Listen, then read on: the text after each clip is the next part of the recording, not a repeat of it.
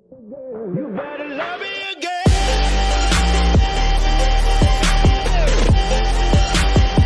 You better love me again. Assalamualaikum warahmatullahi wabarakatuh. Salam sejahtera bagi kita semua. Salam, Om Swastiastu, Namo Buddhaya, salam kebajikan. Halo teman-teman, apa kabar semuanya? Semoga Anda sekalian kabar baik ya.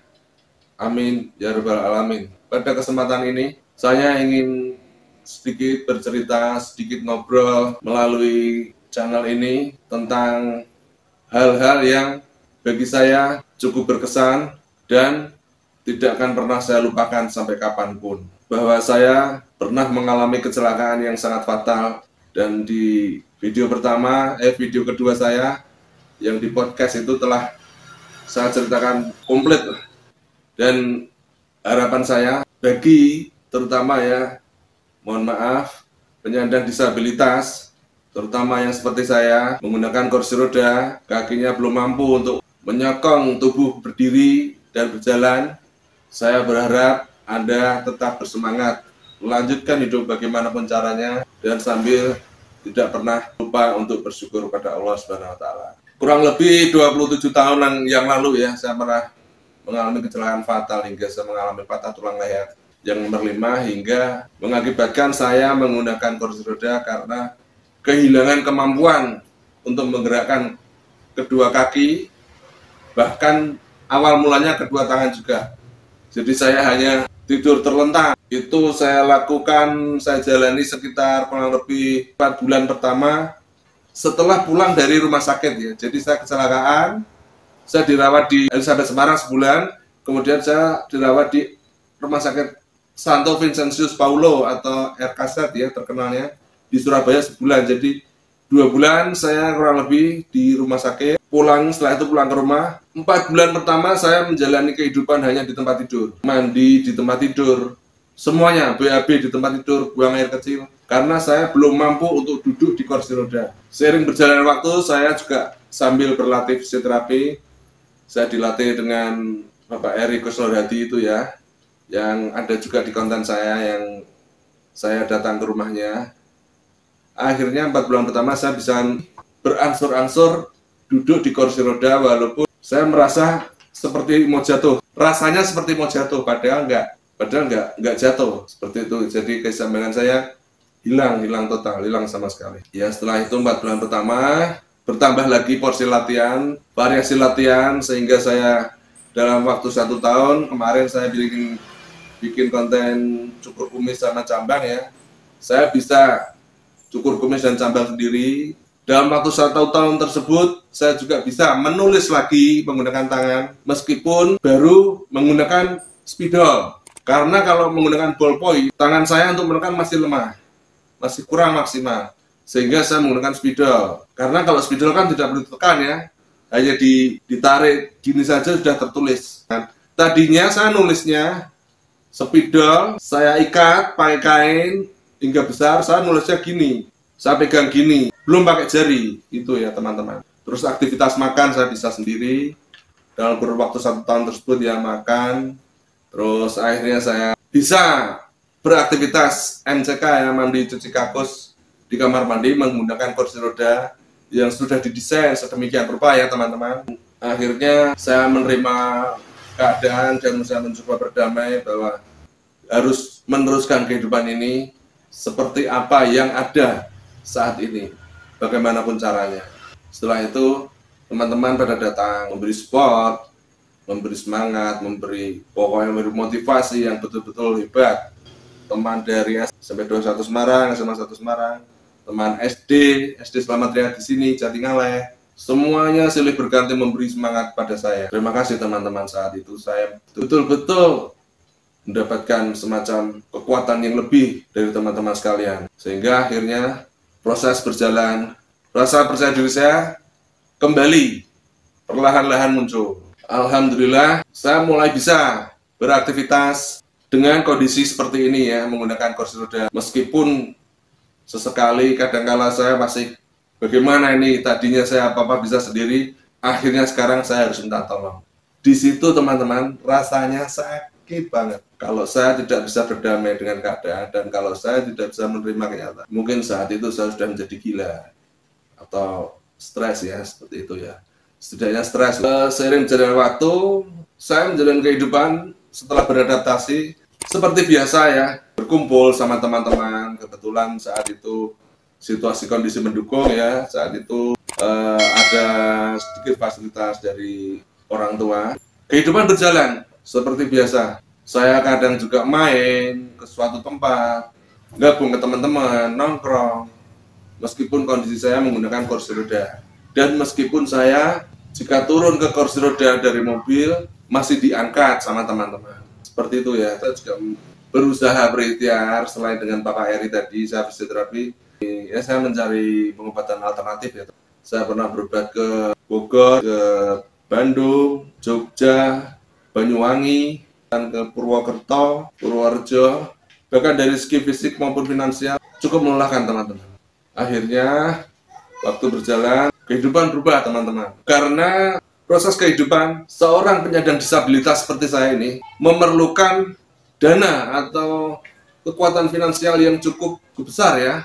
Karena jelas saya memerlukan beberapa kebutuhan seperti pampers ya teman-teman. Saya menggunakan pampers kalau tidur malam, kalau pergi. Pampersnya itu kan pampers dewasa ya. Rata-rata harga yang paling murah segala merek itu ada di kisaran 4.000 per piece-nya. Sehingga saya memerlukan paling tidak, kalau nggak mau repot, sehari membutuhkan 2 pampers harga 4.000 jadi 8.000. Kalau sebulan saja tinggal mengalihkan. Makan, sehari makan 3 kali seperti biasa. Fisioterapi, sampai akhirnya saya harus betul-betul menentukan sikap, betul-betul menentukan pilihan untuk menjalankan kehidupan ini.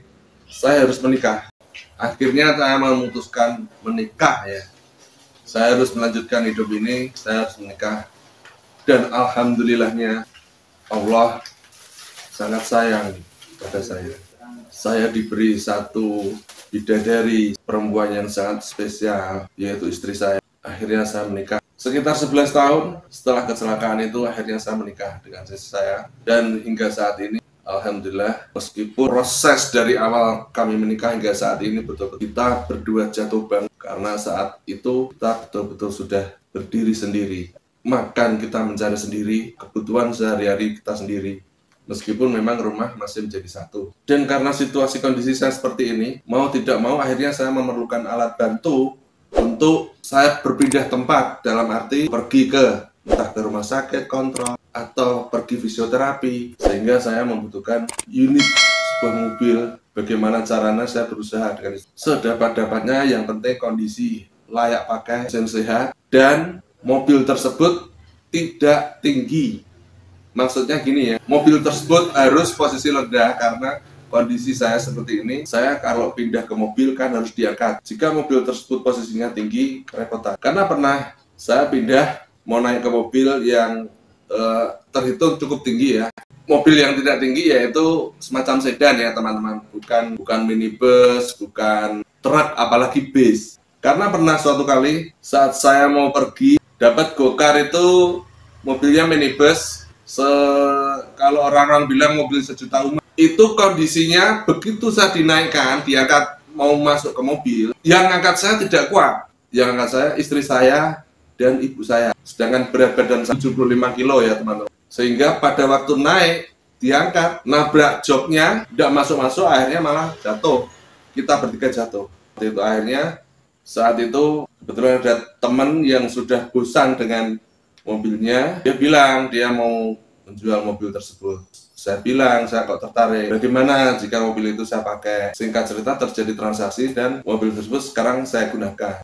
Sedan ya teman-teman. Tahunnya tua, tahun 92. Mereknya Pisut 405 SRI. Ya, injection yang pertama. Kalau secara keseluruhan masih utuh, masih komplit, masih original, meskipun usianya sudah tua. Dan sampai sekarang dengan susah payah saya merawatnya karena itu merupakan satu-satunya alat transportasi yang saya miliki saat ini. Dan bahkan sampai saat ini pajaknya pun belum sempat saya hidupkan, sudah 5 tahun ini karena situasi kondisi yang belum memungkinkan saya untuk membayar pajak tersebut. Seperti itu teman-teman ya. Dari awal memang istri saya asli orang desa. Dia tidak bisa bawa mobil, tidak bisa nyetir ya. Tapi setelah menikah dengan saya bilang karena kondisi situasi saya seperti ini, mau tidak mau harus bisa nyetir. Kamu harus bisa nyetir agar kita tidak tergantung pada orang lain. Akhirnya bagaimana caranya? Saya sendiri yang mengajar. Setelah memerlukan beberapa waktu ya, akhirnya istri saya mampu menyerap dan mempraktekkan semua yang saya ajarkan. Ya, semua itu dengan praktek juga. Kita latih setiap hari, hampir setiap hari kita latihan. Alhamdulillah tidak memerlukan waktu cukup lama sudah bisa ya. Dan dia mencari surat izin untuk mengemudi yaitu SIM A. Karena surat izin mengemudi itu merupakan memang persyaratan mutlak ya seseorang mengendarai mobil di jalan. Meskipun saat ini SIM-nya sudah tidak aktif lagi karena tidak diperpanjang. Maklum teman-teman situasi kondisi ya. Apalagi ada kemarin pandemi, wah payah. Kita betul-betul terpuruk untuk bertahan saja seperti itu ya teman-teman. Oke. Akhirnya hari demi hari, minggu, bulan, tahun berjalan, kita berdua semakin bisa beradaptasi menjalani kehidupan ini meskipun saya menggunakan kursi roda ya teman-teman. Jika orang lain yang normal ya, setelah menikah jelas memiliki cowoknya 2 tangan, cewek 2 tangan, kaki 2 kaki, cewek 2 kaki juga. Jadi mempunyai 4 tangan dan 4 kaki buat yang normal. Tapi kita berdua saat ini hanya yang maksimal mempunyai 2 tangan dan 2 kaki untuk 2 orang. Dan semua itu milik istri saya. Jadi istri saya betul-betul istimewa teman-teman ya. Terima kasih ya Allah. Saya juga mohon doanya. Alhamdulillah pernikahan kami sudah kurang lebih usia 16 tahun ya. Karena kita menikah tahun 2005 yang lalu. Dan sampai saat ini pun Allah masih belum memberi rezeki berupa putra atau putri ya bagi kami ya. Tapi saya meyakini karena Allah lebih tahu apa yang terbaik buat kami. Maka dari itu ya teman-teman, saya mohon doanya juga semoga pernikahan kami langgeng sampai kakek nenek ya. Dan satu lagi saya juga mohon doanya agar istri saya betul-betul setia seumur hidup dengan saya. Jangan sampai terpikat oleh pria lain. Setia dengan saya hidup semati. Gitu ya teman-teman ya. Kiranya sampai di sini ya. Alhamdulillah saya mensyukurinya. Itu merupakan nikmat yang tiada tara dari Allah Subhanahu wa taala teman-teman. Maka dari itu bagi teman-teman yang terutama yang seperjuangan dengan saya sebagai penyandang disabilitas ya, jangan pernah berputus asa. Jangan kecil hati, tetap lanjutkan hidup ini bagaimanapun caranya. Kita punya Allah, kita punya Tuhan. Jangan takut. Pokoknya kita terus berusaha, berkarya, dan tetap bersemangat. Saya yakin semua pasti ada jalan, insya Allah ya. Baik teman-teman, sampai di sini dulu. Salam sehat selalu. Ikuti terus protokol kesehatan. Sampai jumpa.